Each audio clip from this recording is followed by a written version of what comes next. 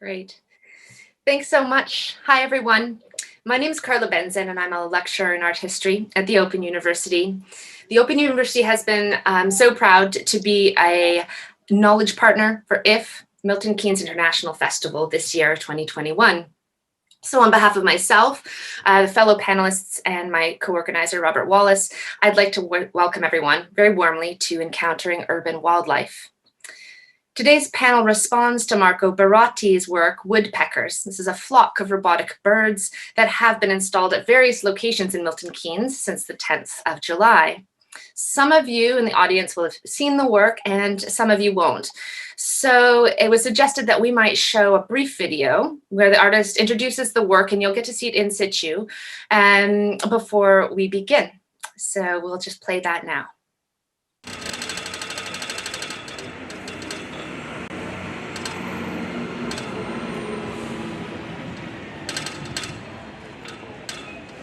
My name is Marco Barotti.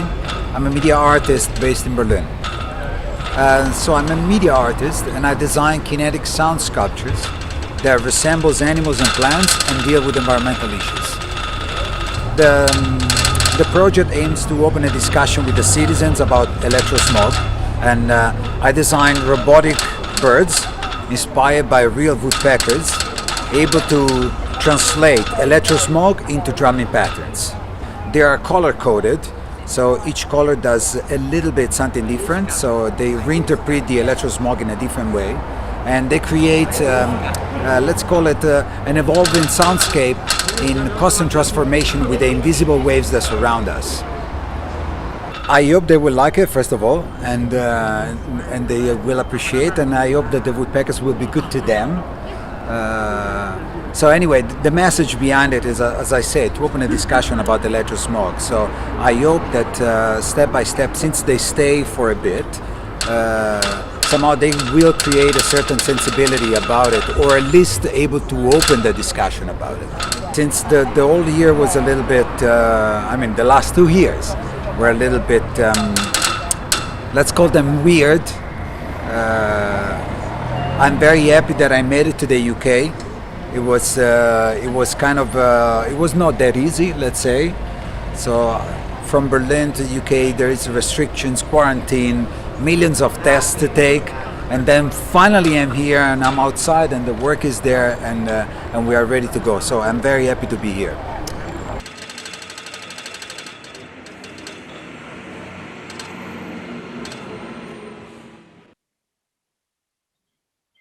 Great. So when I first saw Marco's work, The Woodpeckers, it was actually on screen, but I did get to see it in person. But immediately it made me think about my own research, as well as make connections between this academic work that I do, my core values, and a growing concern with the climate crisis. So I reached out to Robert, who helped me shape tonight's event in some really important ways.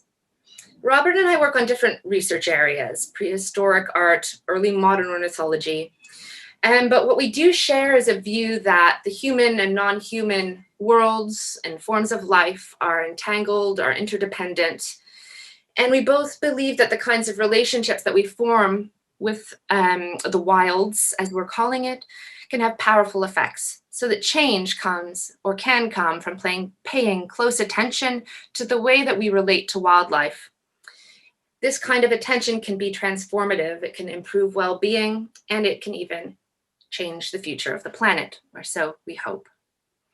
When Marco's woodpeckers are installed in cities, which they aren't always, but when they are, the result, some of you will know, is a rather rhythmic, incessant, strident clanging of metal on metal, the beak against railings or bus stops. So what these birds are doing is communicating between the natural and human worlds in cities. And Marco explained to me when we were together in Milton Keynes, it was quite remarkable, how the pecking is actually improved in urban landscapes. So this communication is amplified. In fact, and he had a real gleefulness about him when he recounted the way that the noise of woodpeckers in cities can actually disturb human inhabitants. So we thought that this was quite telling. And we were prompted by the work, Robert and I, to focus on the adaptability and the vitality of wildlife in cities. Doing so, we've brought together a really inspiring range of artists, educators, environmentalists, and academics to help us think about the value we place on these urban wilds and the kinds of relationships and encounters that are possible with nature in cities. So why now? Well, wildlife has really been such a part of our experience collectively in the last 18 months. For some people, a new connection with nature has really just been a reaffirmation of a previous bond, while others have been really quite shocked or surprised by the importance of nature in their daily lives.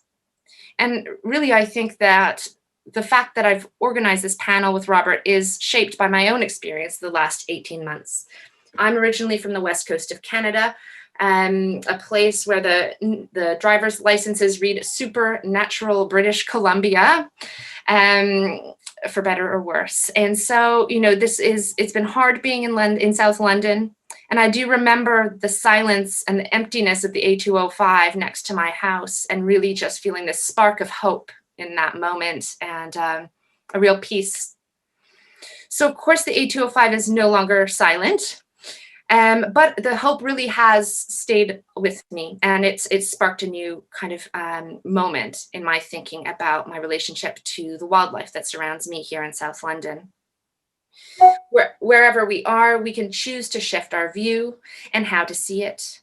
And more than just seeing wildlife, to be with it, I think, in a different way, to see ourselves as intimately connected and reliant on ecosystems that are as adaptable or even more adaptable than we are as a quite precarious species ourselves.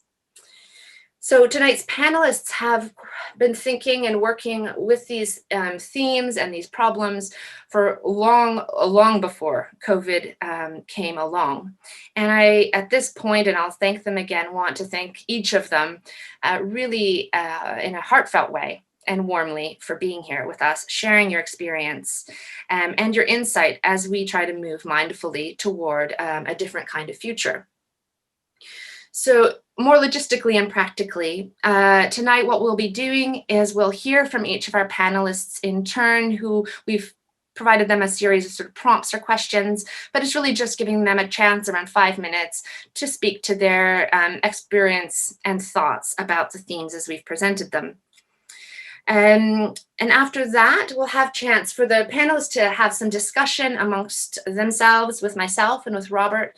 But we do invite everyone who's watching to please feel free to share your thoughts about Marco Barotti's artwork, the urban wilds, anything that comes up in the course of the conversations and discussions of the next 45 minutes or so.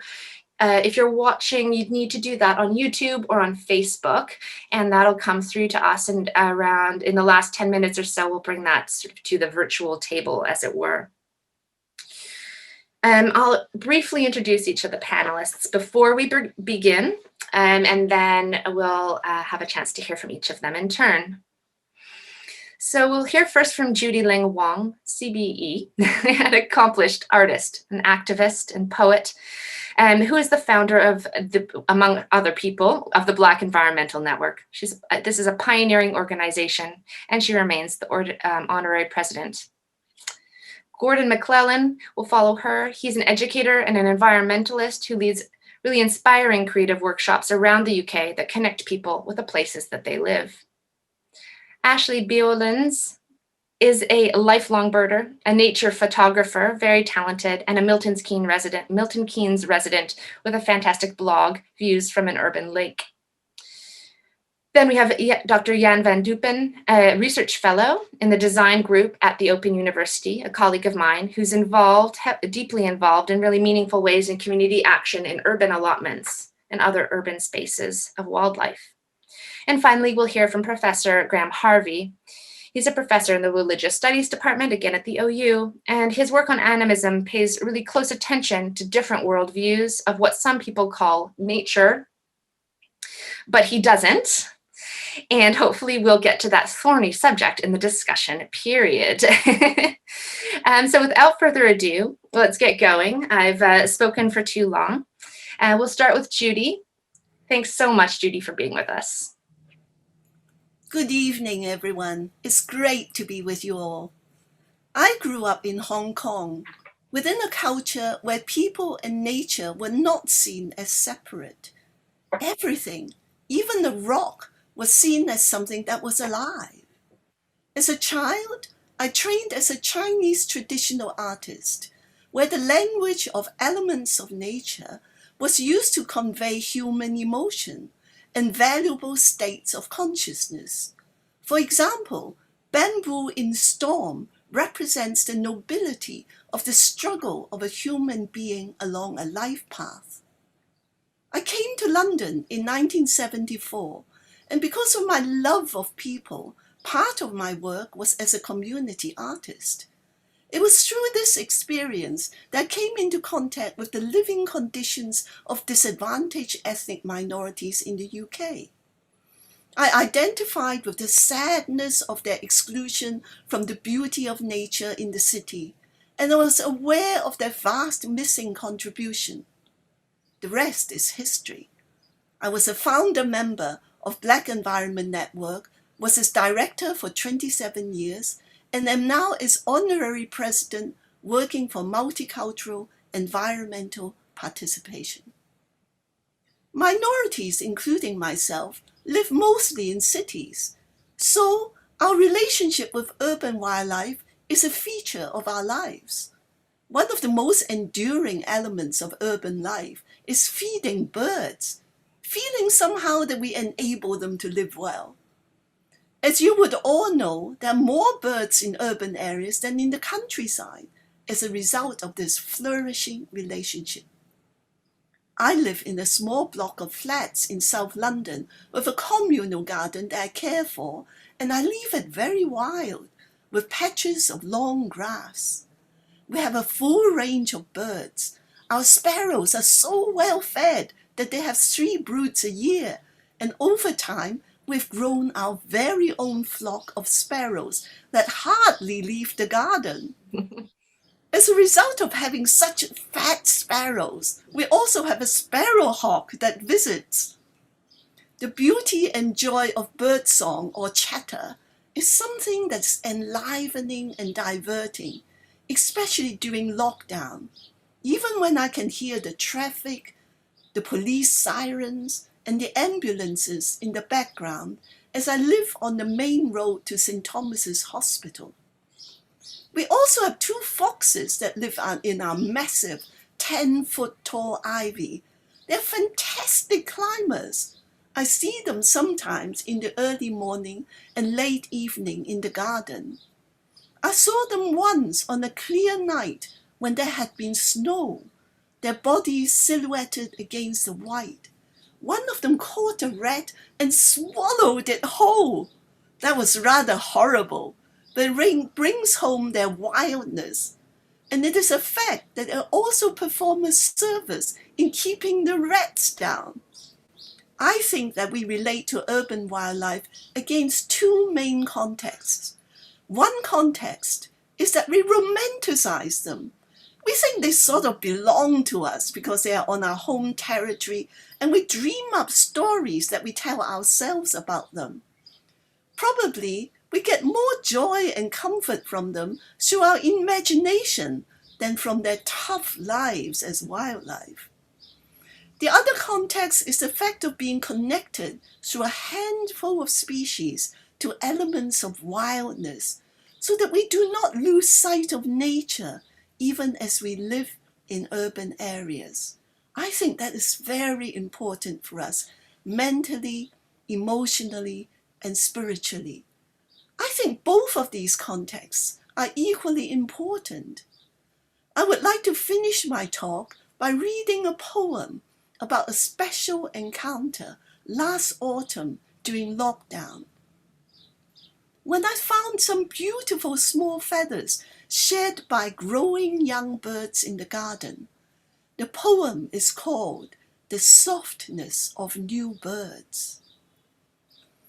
Upon the darkness of rich, moist soil beneath the towering tree, within the frail mass of bleached strands of autumn grass, I found the supreme softness of new birds, infant feathers shed before that infinitely courageous leap of first flight. I gathered them, letting light and wind play with wistfulness and watched with wonder. Early autumn mixed with the lingering warmth of a lush summer, beckoning memory as I listened to the shifting flutterings, to the delicate intermittent tweets. I savor the presence of small birds unseen within my thick ivy in the autumn afternoon. Thank you for listening. Thanks so much, Judy. And without further ado, we'll hear from Gordon McClellan. Thanks so much for being here. Thank you, Carla, and thank you, Judy. Trying to follow that feels almost redundant, but I'll do my best. I'm Gordon McClellan, and I work as an artist and a storyteller, better known as Creeping Toad. And I am a storyteller and an artist and an ecologist. So I'm a mixture of science and art all in the one chaotic space. The heart of my work is about helping people wherever they live, urban, rural, whatever, explore their relationships with those places and hopefully finding something to celebrate in that relationship. I mean, as I said, by training, I'm a zoologist, but I've written stories and poems and worked with puppets for most of my life.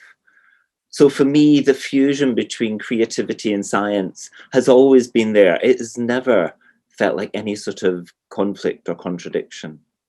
And the heart of that work for me is wonder. And that's what I feel urban wildlife brings to all of us. It's very easy to assume that biodiversity seems in somehow smaller or less significant in urban settings. And that's misleading. I find there's a huge richness in urban wildlife. Sometimes those species are incredibly obvious. Judy's sparrows, everyone's pigeons. But equally, that urban richness is often overlooked. A wonderful challenge for anyone is just to walk down the street where they live and count the number of plants that have anchored themselves in the cracks in the walls, and then work out the varieties of those plants. And you find we are surrounded in cities and in towns, we're surrounded everywhere by this incredible amount of life. It might be that those almost hidden things, it might be spectacularly unexpected. I have a horrible feeling they've gone now, but for me, an abiding memory are the abandoned warehouses of East London that hosted forests of giant hogweed. That was just one of those almost rapturous experiences to walk through. But equally, again in London, old church graveyards that have become the invaluable refuges for slowworm populations. I mean, for a lot of animals, the distinction between urban and rural is not real. That's a human way of dividing the world. For animals, you live wherever you can. For plants, you grow wherever you can, and you live and you grow to the absolute limit of your ability. And all divisions or other divisions are our doing.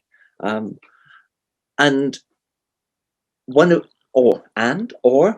the big differences, I think, for humans is, again, as Judy said, a lot of the urban mammals and birds are much bolder than their rural cousins. They're much more ready, sometimes to interact with us, more often just to ignore us, to know we don't really matter. We're useful food supplies, but we're not going to get out a shotgun and blow them to bits.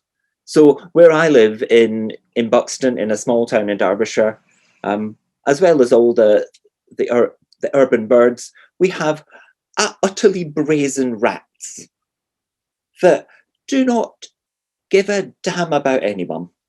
And you can almost walk up to them and poke them with your walking stick if you wanted to. They just sit and look at you as if to say, yes. But for me, one of the most meaningful and repeatedly meaningful encounters I have with urban wildlife is swifts.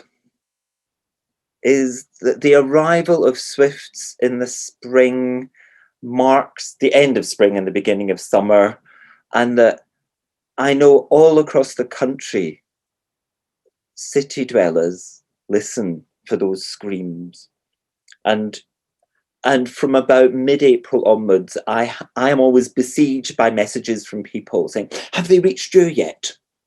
Have you seen them yet? And then other people sending us or sharing films or photos of, they're here with exclamation marks. And I think that's wonderful. And that comes back to, for me, what the heart of all the urban wildlife sort of experiences, it's that it is about wonder.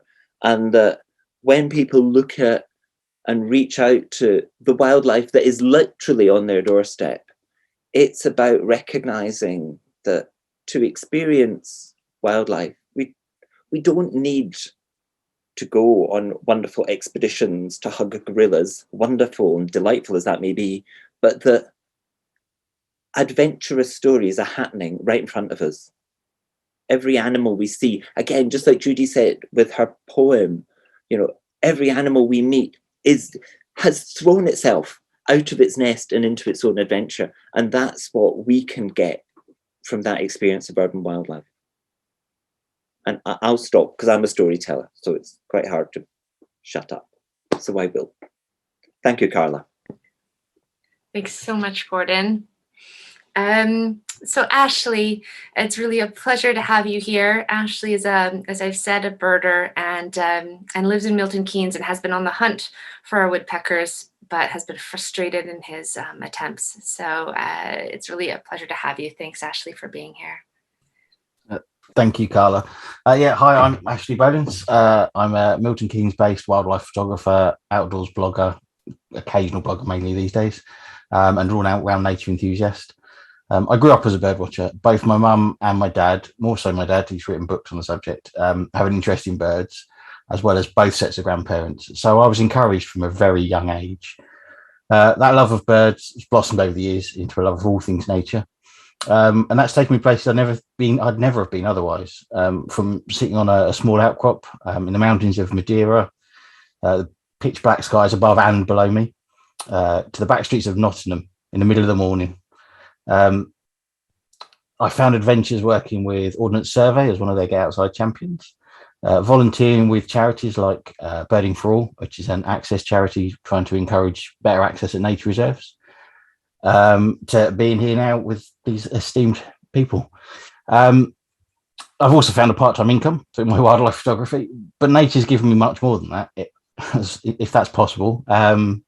It's been my tool in overcoming depression and severe anxiety. It's something I need to immerse myself in from time to time. The exercise obviously physically helps me, but more so mentally. Growing up in Milton Keynes, I've been lucky.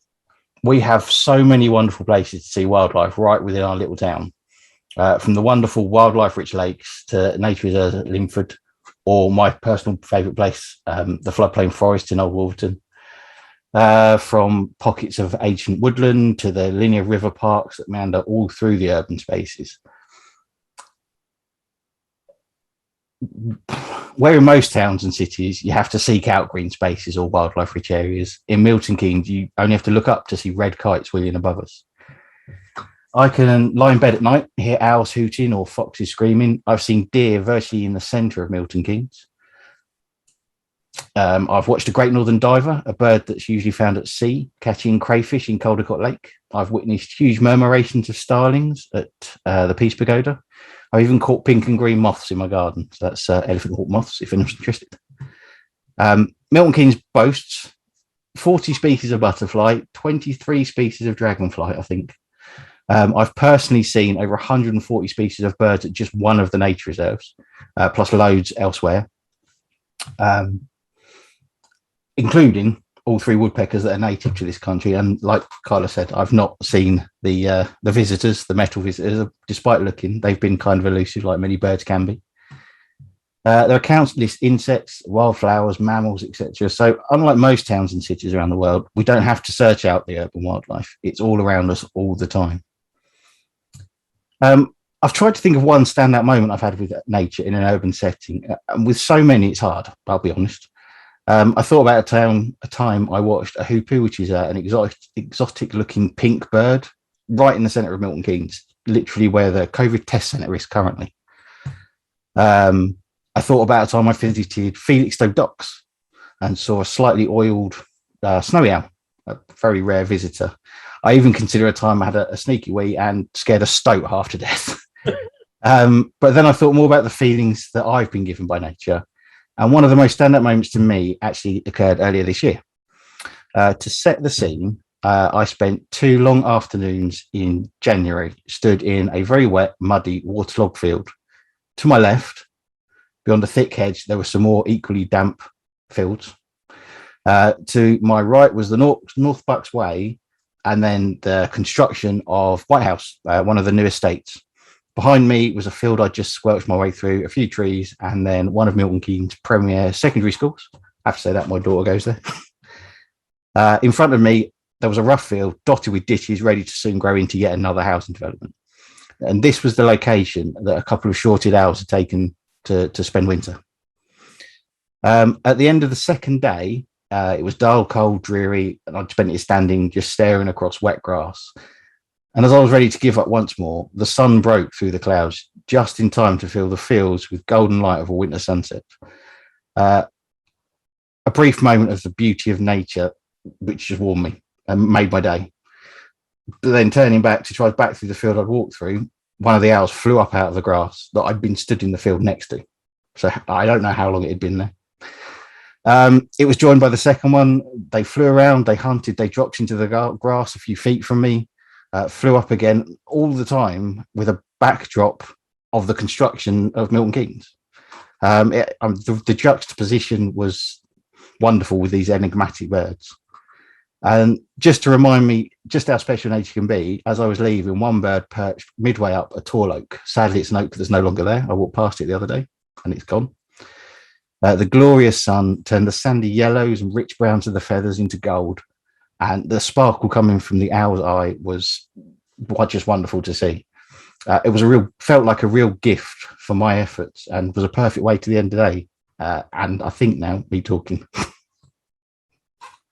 Thank you. Thank you. Thank you so much. I do feel like I was there.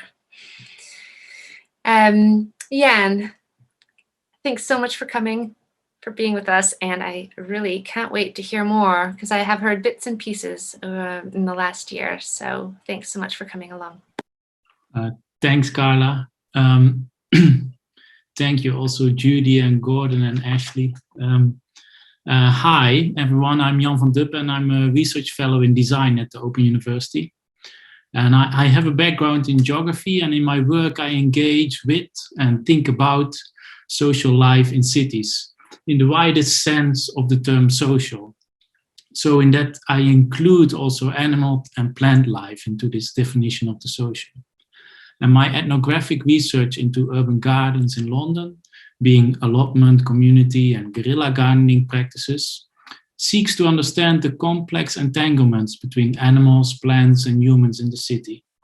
So in my field, you could speak that I'm looking at the more than human geographies of these green spaces, and that I engage with the multi-species entanglements in the public realm. And in response to the question of Carla, of wildlife, in my work, I like to explore the ambiguities that appear in encounters with more than human others in the city. So I'm thinking here from the domestic to the wild. Furthermore, other questions that I think about is how can one design for a multi-species city? What does participation in urban planning mean when we think of this extended notion of the social?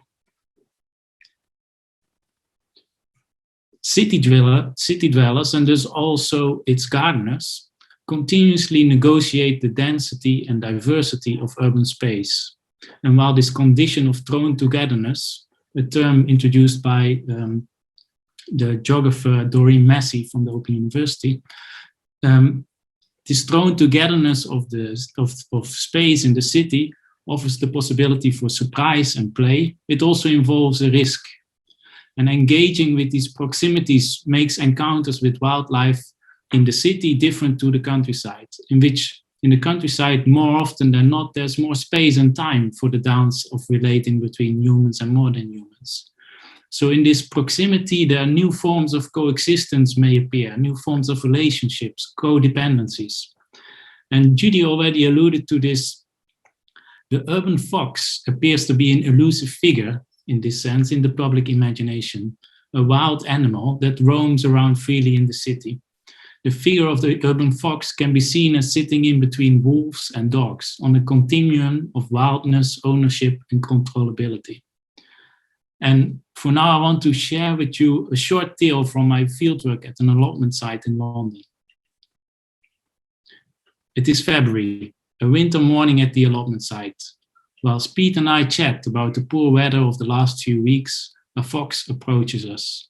Pete is excited. He plays with the fox and uses his black textile bag to interact with it, waving it from left to right, trying to encourage the fox to come closer.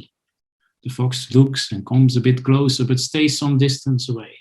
I am moved by the scene of familiarity between the fox and Pete. At 95, Pete is the oldest allotment holder on site, and he has cultivated his 2 plots ever since he retired at the age of 64. It is an occupation for him. You can't do nothing, you've got to do something. That's what he said.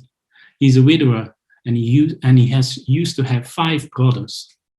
Each morning he comes to the allotment site on the W4 bus, and as soon as he gets close to his plot, the fox approaches him. Pete usually feeds the fox leftovers from the meat he cooked the day before. Maybe chicken, beef, liver, sausages, or pork pies. According to Pete, the fox only eats parts of the meat straight away, burying the rest in small holes spread over the allotment site. In times of hunger, the fox will dig these pieces up and eat them. When he brought in 4 pork pies, Pete told me, and he knows I've got 4 for him. The fox can only take 2 pieces in his mouth. So when I put the 2 pies on the ground, he picks them up and then returns because he knows there's more coming.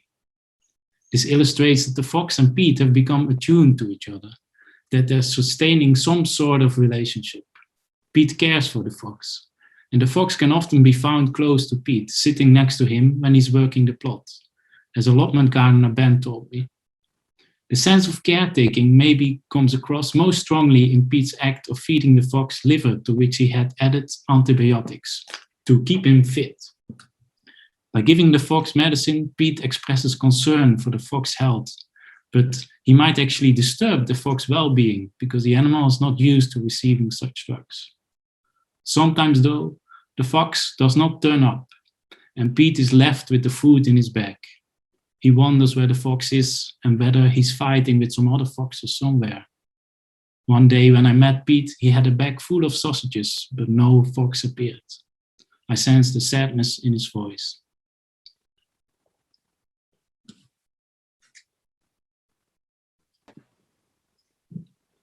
Is that the end? Yes. Oh, lots of stories. It's beautiful. Thank you so much. So Graham, I'll turn to you and ask everyone else. Thank you so much for being here. Thank you, and thank everybody who's set things up very nicely. I just want to repeat all the bits in a different order. So many wonderful things.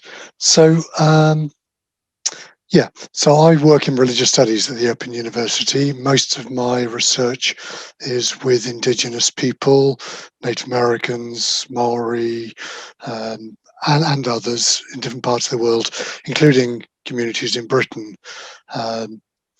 who are visiting for more or less time. And I've been interested in the way that they understand the world, how their traditional knowledges are evolving in this threatened climate change, colonialized world, and so on, lots of other dangers and unpleasantnesses. But one of the early experiences I had in my research career made me realize that it wasn't only Indigenous people who I could learn from, needed to learn from. So I was at the Meapukek Con River Reserve in Newfoundland, and on the east coast, off the east coast of Canada. And I was joining in a ceremony there. And at the very end of the ceremony, one of the largest eagles that lives across the Con River from the human Indigenous settlement there, the big eagle flew across the river, flew a perfect circle around the drum group as the last song was being drummed out, and the elders and veterans were doing the last circle around the drums. And then it flew back to its eyrie on the other side of the river. And people spontaneously started saying to everybody, including me, "Did you see that? Did you see the eagle? That was the Kitpu eagle saying, it's about time you humans joined in the ceremony, joined in life again. There's been a gap, and we've kept the ceremony going, we've kept the knowledge going. Now you're turning in again, turning back and joining in again." And so I started paying attention to interactions between Indigenous communities and other human communities and the larger than human world. And increasingly that's become the focus of my interest. So I've been trying to think how we might use words like ceremony and ritual, but also the word religion to mean something very different to its normal sense that humans do important stuff and the rest of the world is just out there, some sort of resource.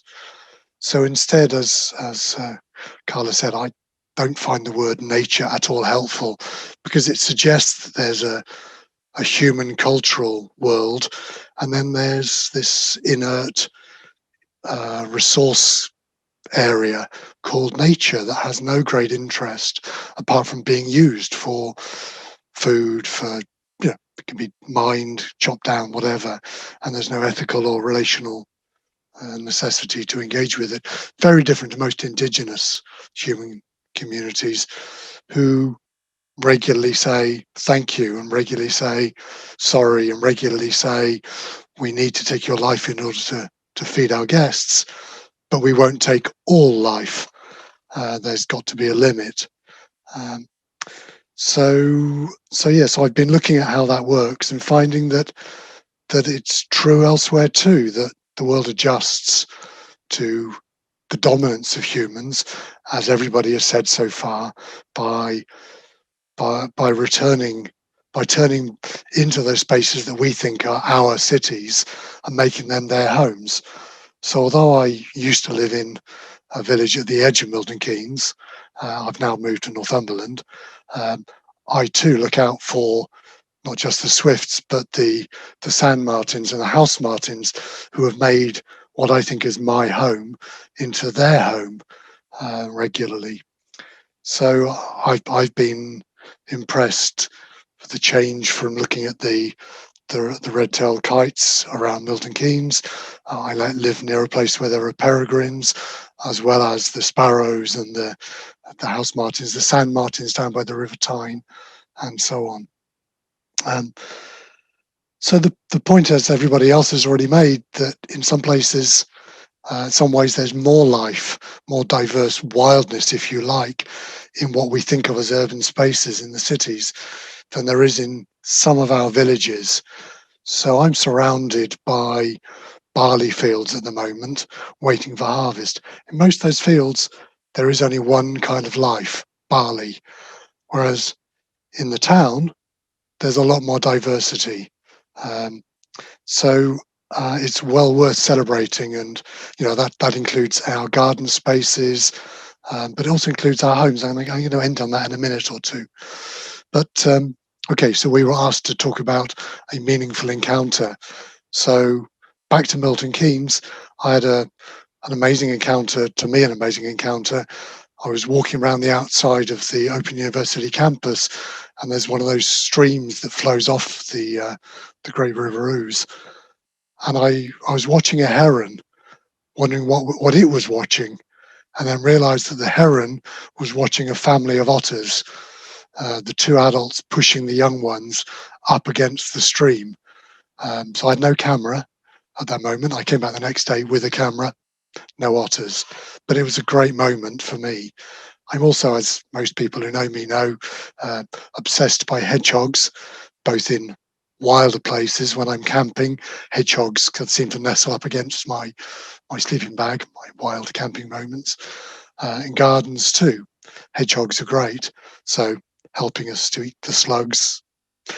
But I'm sometimes a bit worried that we give this idea that even if we're, as we are today, saying in our urban spaces we can go out and see wildness, we don't actually need to go anywhere. So here we are, a moment for you to everyone to join in. And if we were all together, I would insist that you now, if you're wearing a shirt with sleeves, roll up your sleeve. Because if you want to commune with another species, all you need to do is caress your inner elbow, where there are 5 tribes of bacteria who think that is their preferred home. So now, commune with bacteria. Or, never mind leaving your home, in your carpet, it's maybe a slightly more disturbing thought, but in your carpet, there are also lots of insects and bacteria who love being there. And if you don't spray it, they'll survive and thrive. So, the wildness is not just out there in the city streets, it's there in your home, in your body, and is vitally important, because if those bacteria weren't there, don't try and get rid of them. They're like the good bacteria in your gut, but they're also doing good things to your skin. So wildness is everywhere, and we should be part of it, and we begin to be part of it when we say thank you and hello bacteria. So if you haven't rolled your sleeve up, do it now. Thank you very much. I didn't expect that one. It's good to be surprising. That's great. That's great. I guess I'll invite everyone to unmute, I suppose. I have a 5-year-old that might be screeching a bit in the background, but before I maybe weigh in, I'm not sure kind of where to come in. Does anybody have any sparks of thoughts or points of connection or things that they wondered about of their fellow panelists? Is there somebody that would like to sort of get things started off? Well, Graham certainly reminded me of a little exercise that now and then I get people to do at the conference. I say to them, if there's any wool in the carpet, you're standing on the backs of sheep. Yeah. If there's any wood that you're leaning against, or the door is making is wood, you have the forest. If you drink water that is from the UK, it's the Atlantic Ocean.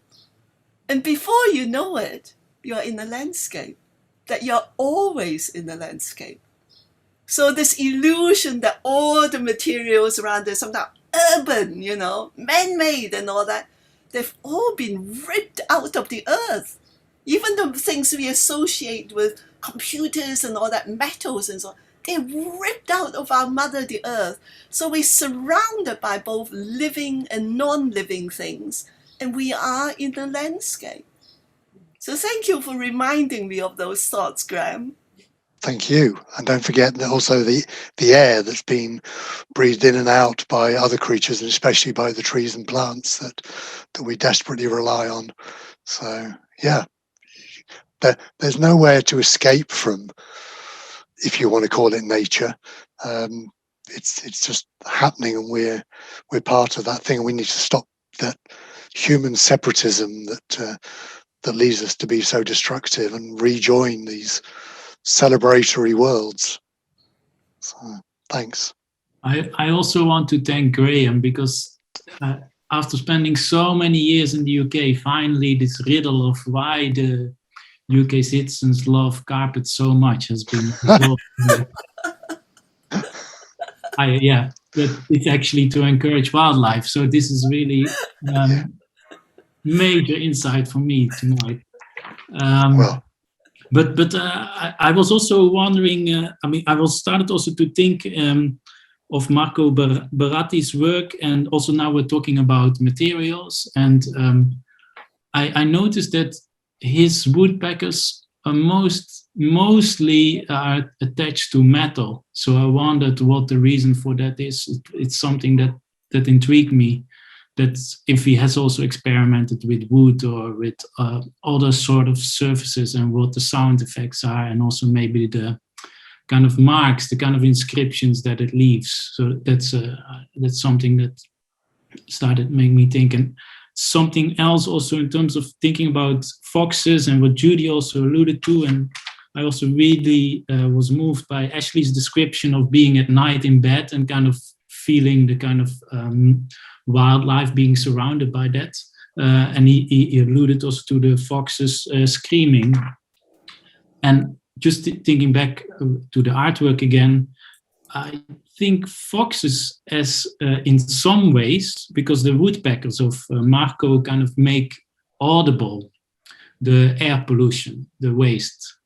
And in some ways, foxes make visible the kind of waste that we kind of leave unattended, that often is a consequence of underfunded local councils and privatized waste collection. So the kind of one kind of explanation, one kind of understanding of the increase of fox population in cities is the kind of the way we treat waste, and the way that our local authorities are underfunded to kind of collect it. So those are kind of thoughts that I have. Can I chip in on my own? Yes. We were just talking about the foxes and the metallic woodpeckers. Just remind me of mystery, and that in almost any city in Britain, I think, if you stood in anywhere near a city park, you will hear tawny owls calling. They very quietly got everywhere, and just as a fox screaming at night is this sort of often quite shocking sound of people not really knowing what it is and what's happening. I mean, the other side is you just, walking across a city park of an evening and just hearing that echoing owl call that just sort of transforms our urban environment into, it almost takes us back into that sense of ancient forest and ancient woodland, full of ancient people who just quietly moved in. That's an aside. I think sometimes, Gordon, our sense of lack of safety shuts us down with a lot of experiences. One of the things that happened during lockdown is that the little block of flats I live in has a very large communal garden. And one of the things I'd never done before until lockdown, because of my craving for nature, I started to go into the garden at night. Yes. Now that is really, really different. To be in a safe space at night with aspects of nature is just very different. And it's something that we don't do in the cities because we feel that the parks are dangerous and so on. And we're missing a great experience. Because I also remember how one of the most memorable things that youngsters do with wildlife organizations is to go out at night and watch the bats. Or walk through the woods when they go camping. So those are sort of highlights. Because like you say, Gordon, the mystery. We miss the mystery.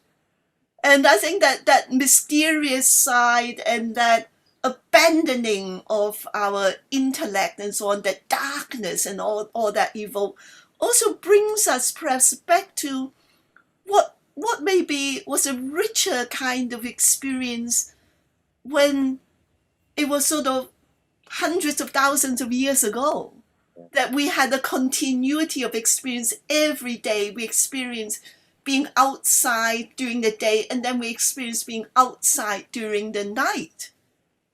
And that goes also just to light pollution, and echoes all those aspects of urban life that when you do leave the city and step out into the countryside, if we're going to use that term, and get into light-free zones, those dark nights, skies, and just all those things are just wonderful moments to remind people that that we live in a world that is absolutely amazing, from our elbows and the carpet beneath our feet to having the chance to stand somewhere and just see the sheer expanse and wonder of a night sky.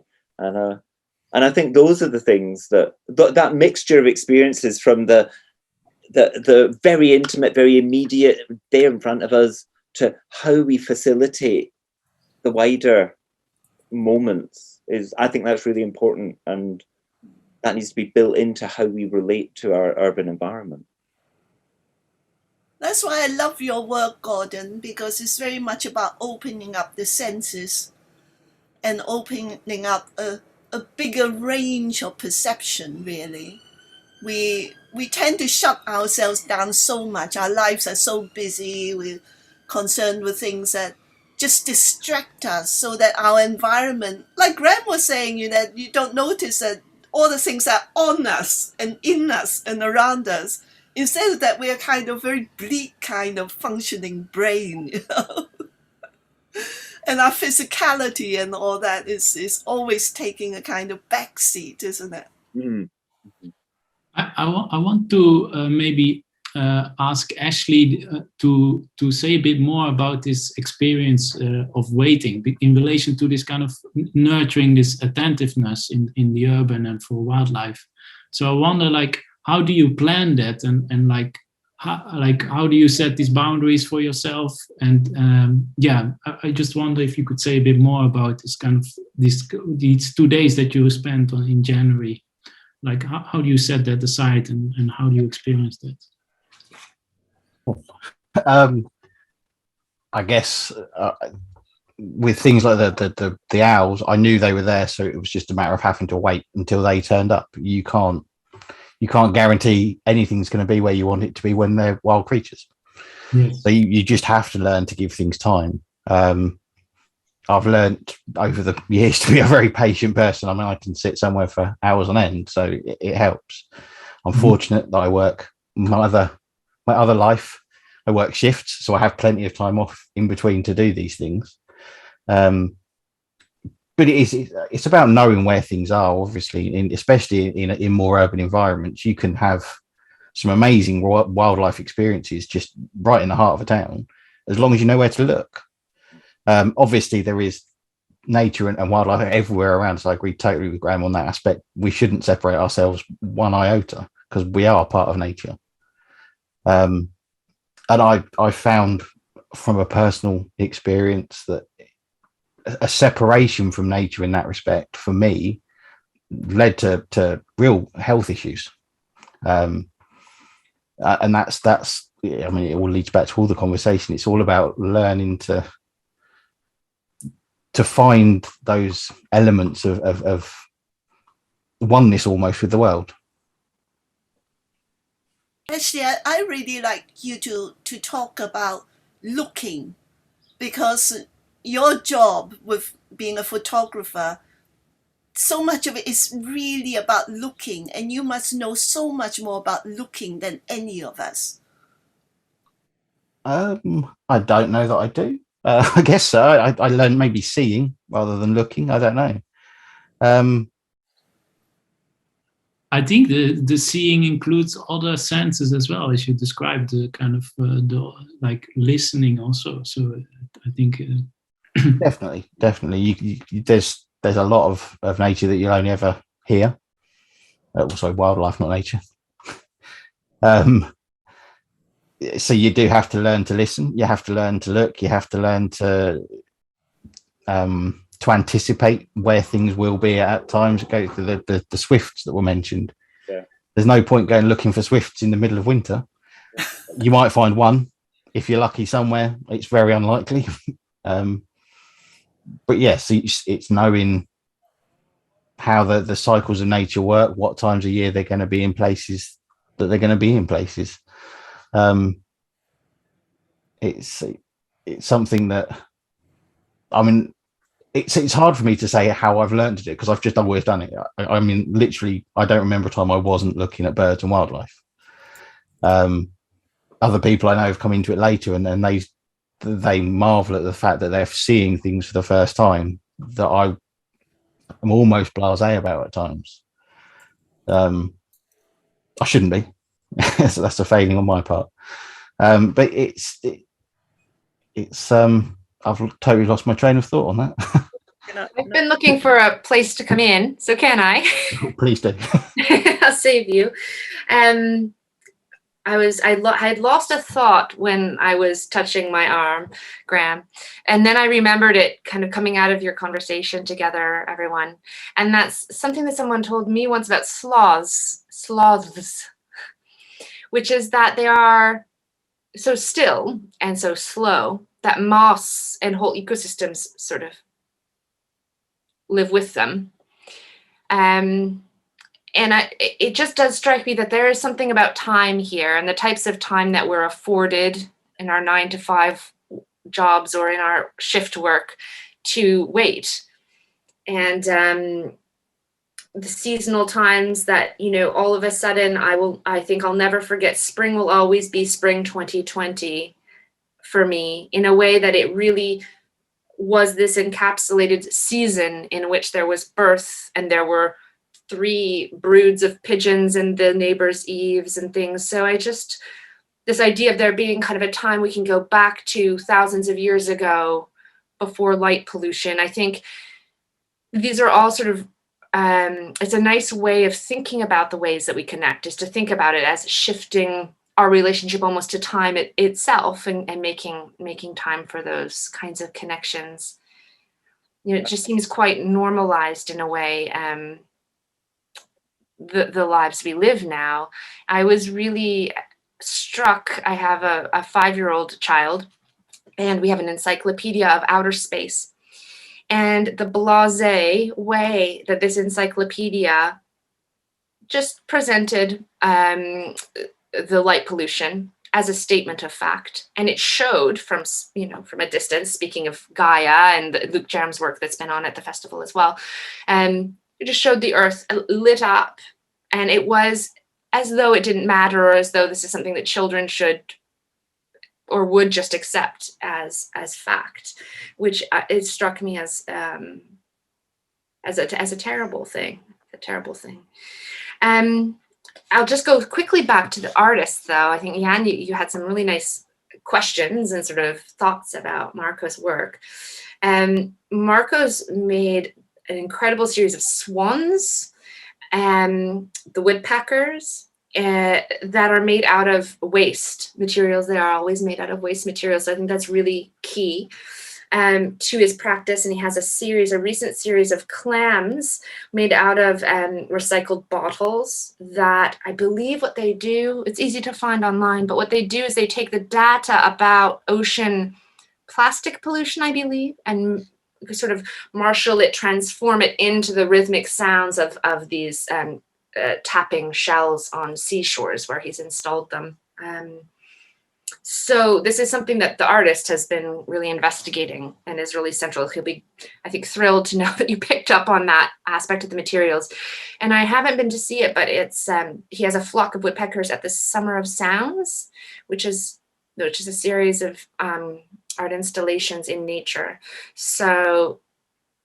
Anyways, I just wanted to kind of raise that because I think it's really crucial that it's not just about that kind of urban environment, but kind of in allowing human waste kind of to indiscriminately kind of migrate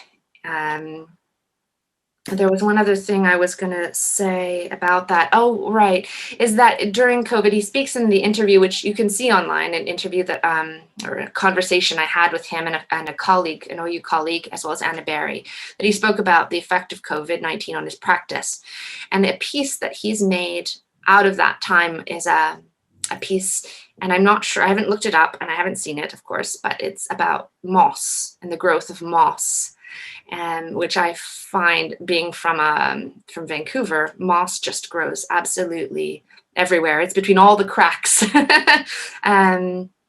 So that's just a bit about the artist's practice and investments. Carla, may I come in at this point? Sure, yeah, and then Yan might want to say something to follow up too. Yeah, please. I just thought I'd come in here because a lot of what our panelists have delightfully been talking about is the celebration of the urban wild. But we have a question from the audience, from Lucy Christine. And Lucy asks, urban wildlife can be such a joy, but also quite a battle. Should we learn to love the magpie, the rat, the pigeon more? Are they dominating our urban wildlife landscape? So I wonder how our panelists who've been celebrating the urban wildlife so much would respond to the rat and the pigeon and the problems that the wildlife does bring to us. I picked up the word respect that a lot of Indigenous people use a lot as one of the commonest words people speak to each other. But you're encouraged to respect all life, but that doesn't mean you've got to like it. So yes, I think we should learn to respect. We don't need to love, like. We just have somehow to make space, because otherwise, we won't survive if it's only humans.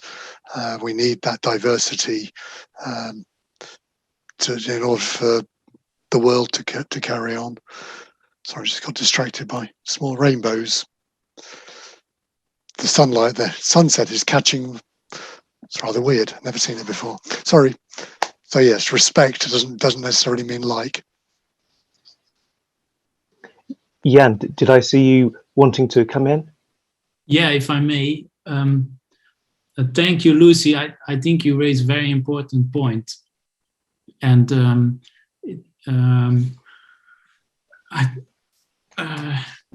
sometimes I think some parts of this like rat and the pigeon and so on can be kind of indicators of how we are taking care of the whole urban environment.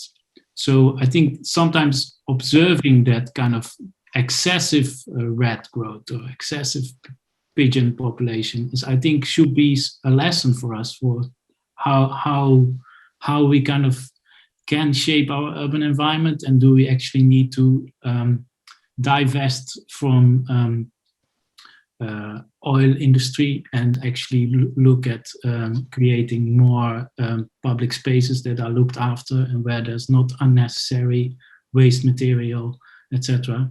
And I also want to respond to this kind of the celebration of urban wildlife. And I think why I think that is important is because we cannot go back 1,000 years. We cannot do this. This is not an option.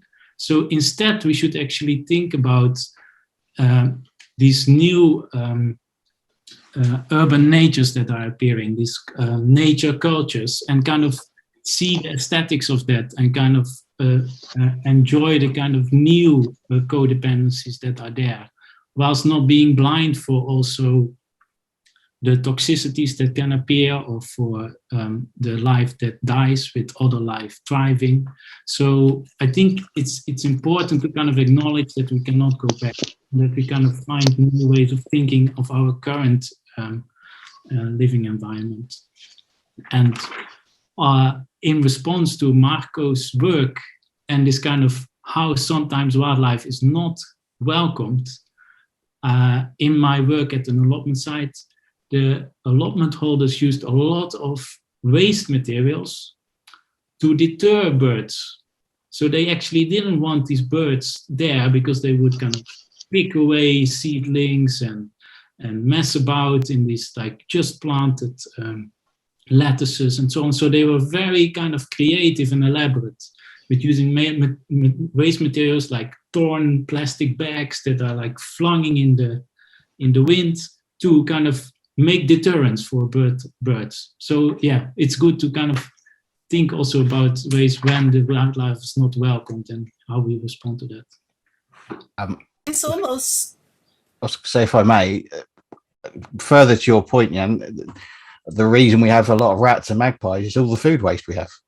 If we cut down on food waste, there'd be a lot less rats running around the streets. And I think that's a good thing. I'm not a fan of rats, if I'm honest. They have a wonderful purpose, and I wish them well, but not near me. It's a sort of practicality and reality of life, isn't it? Because in urban areas, as it is in cities like London and so on, rats do carry dangerous diseases. So it's a practicality, how the limits of how we relate to wildlife and so on. I often say that, in the UK, we have more tame life than wildlife. Because when I listen to people like Carla and they talk about black bears coming into the city, or you have news in Toowoomba in Australia where crocodiles have come in and eaten people in their cities and so on, we then see how, in a way, what we have to deal with so-called wildlife is very little compared to lots of countries. Or the perception of wildness. I had a Canadian student doing his PhD in the University of Edinburgh, and he rang me up to talk about diversity and all this stuff. But one of the things he said to me is that when he walks around in the places that we call a little bit more wild in this country, he says that what he misses is that sense of the presence of dangerous animals that he gets in Canada. He says when you go into nature and so on, these huge things are there. And it gives an entire different sense of what nature at large actually is. And he says that he finds it a very strange thing to walk around without those feelings in the UK. Well, that actually neatly links into another question from our audience.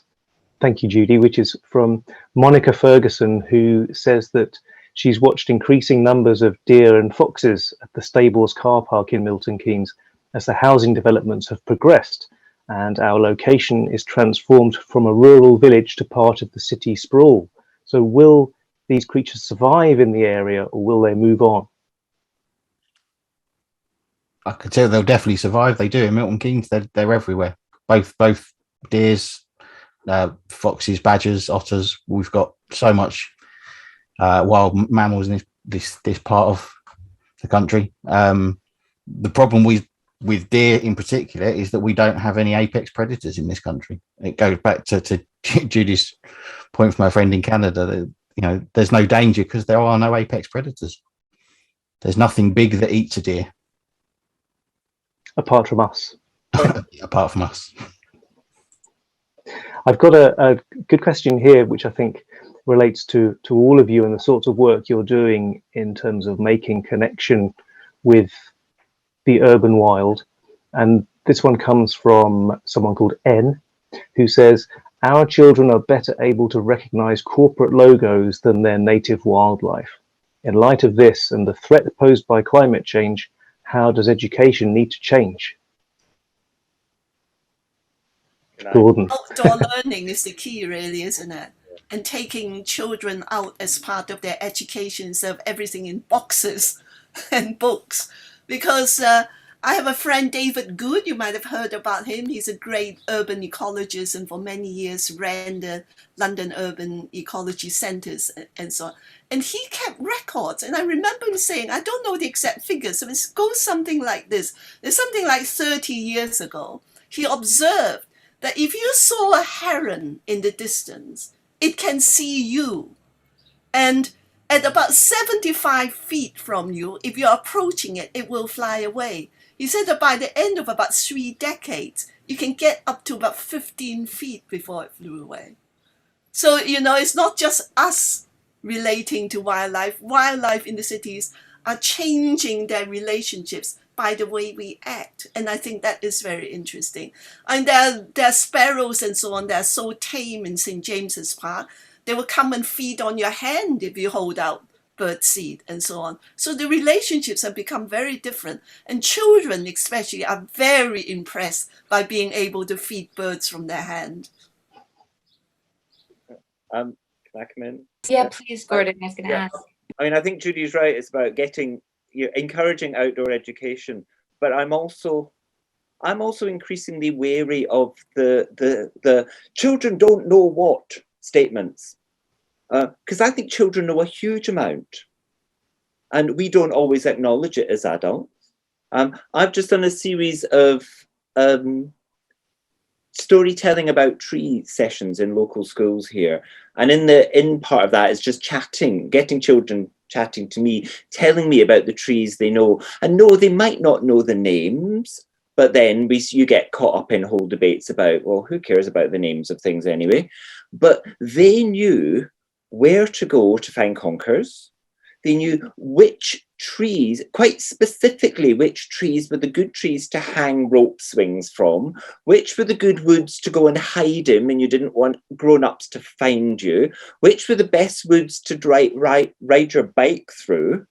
And you think, we need to respect children more and give them the chance to build their own experiences and build their own language as to how they relate to the world, instead of assuming that we know the best way for them to do that. Sorry, bit of table pounding there, but yes. No, I think that's really helpful. And so true, Gordon. And raising a small human myself, I'm seeing that in a way that I didn't before. It comes back to Graham's point about respecting. Mm-hmm. It's not just respecting other beings, it's respecting each other. I think it's also about designing our cities and what kind of spaces do we allocate for trees and for spaces where children can run around whilst not being overrun by cars. So there's also an important kind of task in terms of thinking about the design of cities and who owns the land and can we make changes in that. So I really appreciate this point from Gordon, that we can learn from children and from their perspective. I totally agree.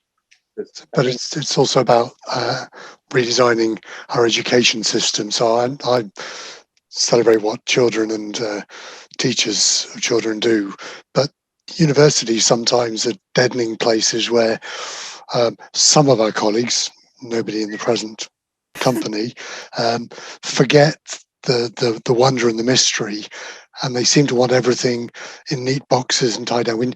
We have to understand everything, and we never will understand everything. And the thing that we need to make room for is the kind of the wonder, the mystery, and the celebration. And too often that gets pushed aside as if it's not a good academic pursuit. So, if we're going to think about how we bring up, how we re-educate ourselves, then we should be thinking at all levels of education. And I think perhaps this conversation is illustration that it is possible for us to do research, to be academics, and celebrate the mysteries, the diversity, and the wonder of the world. So it's my little bit of ranting.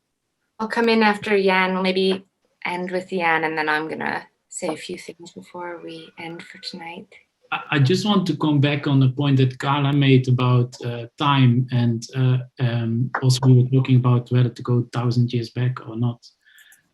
I do think one of the lessons of COVID is COVID-19 and the various lockdowns that we went through is that people were forced to stop work, and they were allowed for a short period of time to have the security to kind of just wander around in the neighborhood and kind of look differently to their daily environment, because they didn't have to commute for 4 hours and they didn't have to, there are huge inequalities in this. I'm very much aware of that, but suddenly there was a different sort of perception of time during lockdown, which also helped a new appreciation of green spaces in the city. So I think one of the lessons is that we need to organize a society where work is less dominant than it is at the moment. I'd wanted to ask one final question to the panel, but in a sense, that's where we've come to anyways. And I think it would be nice if we ended more or less on time. I wanted to end with, I'm just getting a message. There might be one last question from the audience. Let me say a few words. Robert, is there something you can bring? You flag me, Robert, if you think there's something that should be or could be said at this point.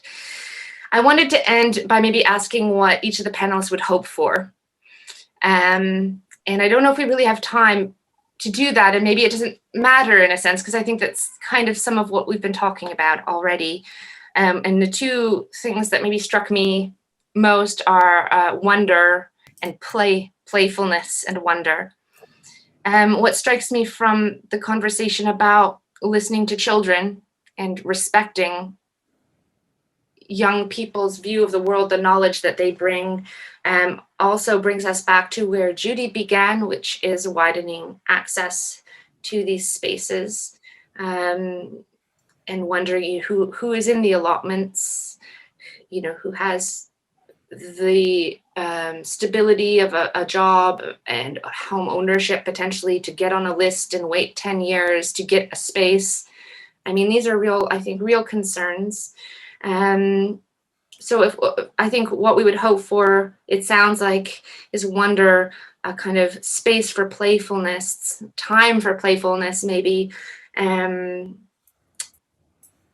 I just thank you all so much. I'm sure there's so much more you could say, but I'd like to end by asking the audience, those that have been here today, to think about what they would hope for. Robert, can I wrap up, or is there anything you'd like to bring in? No, well, we do have a final question, which does relate to what you've been saying, Carla, which is from Lucy Descati, who asks, does urban wildlife give us the ability to imagine beyond our city limits, like a window out, enabling us moments of escape from the mundane? Does anyone want to come in on that question?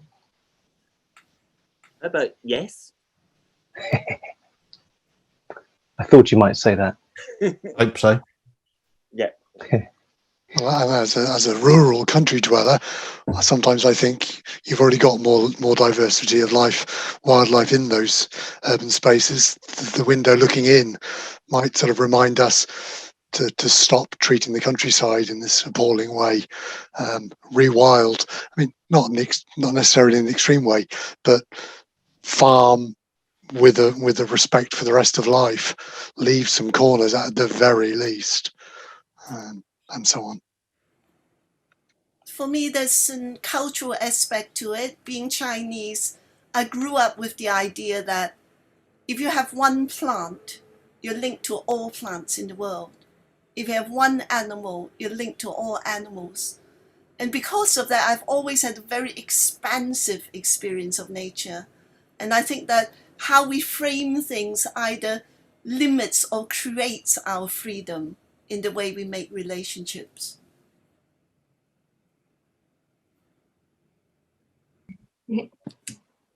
Thanks, Judy. I found that very powerful. You said that to me in one of our earlier conversations, and it's really stayed with me. Yan or Ashley, do you want to come in? Gordon said yes, so we know what his response is. Yeah, I think imagining a world otherwise, but also a noticing of the kind of excesses that are now damaging our environment. So it's important, I think, to witness the floods and make the connection to the extreme weather events that are caused by climate change. So kind of making these kind of connections between the local and global is, I think, a key part of what we need to do, because then we can also envision a world otherwise. So, yeah, thank you. Yeah, I'd just like to say I hope it is a window into looking further, looking beyond just our own doorstep. it's a big world. We all need to look after it better. Great. We have come to the end. That's the perfect place to stop, I think. I've thanked the panelists about 5 million times. They all know how grateful I am and how really honored I am to have had them all come together on a Monday evening. So thank you all. Thanks to Marco. I don't know if he's out there online, but he'll just have been thrilled, even if he has to watch this later, that his work has really spurred on these particular conversations. It'll be really meaningful to him. So thanks as well to Bill G for reaching out to the OU, for Lucy Davies as well for making that partnership happen. It's been so rich. So I'm just going to list off names here for a moment: Alison Fordham, and then all of the digital team. So Dee Dixon, Sean Clark, and Lucy Desgate, thank you for helping us out, making this relatively seamless tonight. And also at the OU, Esther Brown and Sarah Smith were just so absolutely indispensable in making this happen. I'll say also that if you're watching this live tonight on the 26th of January, I'm back in the winter on the field with Ashley, July, there are 4 more days where you might be able to see the Woodpeckers, Ashley again. So I have been advised on good authority, and I'm going to read this word for word in case you're out there looking for them. They may be seeking out fellow feathered friends in beautiful books. They're very curious about where snow might be found in summer and waiting for a forest of trees to appear. So good luck to everyone in finding them. If you are lucky enough to be a Milton Keynes, it's just been astonishing what they've done with this belated festival. And I'm going to release everyone 5 minutes late to their evenings. Thank you again so much. Good night.